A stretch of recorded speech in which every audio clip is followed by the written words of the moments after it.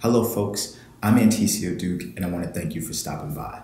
Today we're going to cover a few tips that allow us to build a better user experience in some of our digital products as well as our applications. These 3 tips today will kind of help you understand the value of creating compelling content and actually creating content-centered experiences.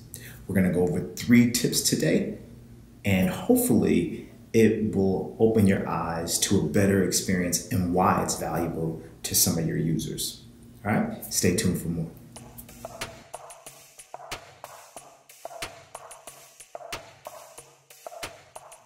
Hello and welcome. So today's 3 tips will cover everything that has to do with content-centered experiences. And the overall picture and the overall kind of tone and messaging in this is to focus on the user and the content that's driving the product itself. Now, we're going to cover 3 tips today, just quick and brief, but they have so much value and so much impact. So we'll start with tip number 1. So tip number 1 for creating content-centered experience design is you actually want to prioritize that content for comprehension. And what I mean by that is you want to focus on the content, the importance and the value that it has for a user. I tell this to some of my students and the people that I mentor all the time. If you removed the words, the images, the GIFs, the content of a page, whether it's a mobile application or a web application, all you're left with is shapes and colors. So content really drives home the impact and is really valuable for the user. So if you focus on that, that is actually more than half of the battle. But the way you want to do that is, sorry, got an itch going on here. You want to focus on removing a lot of irrelevant information. We call that in the design world visual noise.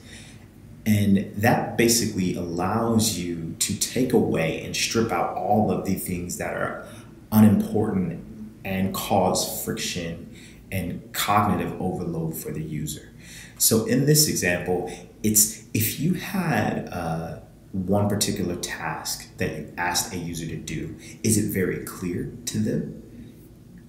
Do you need to have these ornate bells and drop shadows and different visual graphics in your product? Or can you strip that down and pair that to expose the overall goal that you'd like the user to do? Okay, you've seen this a lot in minimal design or flat design, where everything is stripped, all of the ornate things that don't really impact the product. You've seen them pared down to the most minuscule and most deliberate call to action. So you want to focus on that and highlighting that as tip number 1. Tip number 2 for designing clear content-centered experience design is you want to establish some visual hierarchy. And in doing so, basically you want to clean up your user interface. A lot of times you'll see different interfaces that have multiple calls to action, multiple things that a user can do and execute when they experience that design or that product. By stripping that away and allowing for a user to only focus on one task or one goal at hand, you allow for a better experience. Your UI elements should signify a calls to action or goals, if you will. These things narrow your focus. It's always said to be really expert level, really good at one thing versus mediocre at a million things. And this is the same sort of ideology with product design.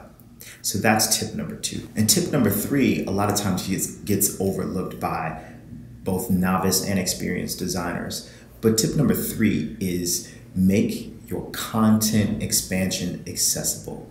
And what I mean by that is, let's say you're scrolling through a news feed, you select an article, and there's additional resources and things that are related to this article. instead of forcing the user to kind of go back or look somewhere else, make the expand to see more, make the GIFs, make the related content accessible or within arms, let's not say arms, within tappable reach area. In mobile design, there's a tappable region that's a safe zone that you can actually utilize to make all of the additional or supporting content available for a user.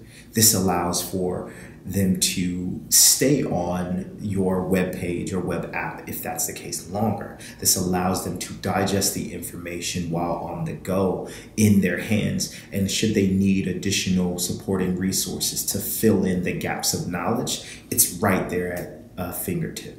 All right. So if you take those three things into consideration and be very, very diligent about how you design and how you create these experiences for users, you have a surefire win whenever someone uses your products. Okay. Now, we haven't gotten into taking those things and actually testing them with users, but if you take those three tips to heart and actually use them in your next project, I'm sure you will see a great difference in terms of how people digest and consume your products. All right, so that's all I have for today. Those three quick tips to make really, really content experience driven and content rich products. Hopefully you enjoyed it. If you found this video at all useful, give it a like, thumbs up. You know, we like those around here. If you know someone, whether a novice designer or someone who is experienced and you think this can provide value for them, send them a link with this video and actually leave a comment below. Tell me which tip you're actually doing now and which one you think you may be incorporating in your next digital product. All right, so that's all I have. We'll see you in the next one. Subscribe. I have more videos coming that will help you and the design community. So till then, we'll see you in the next one.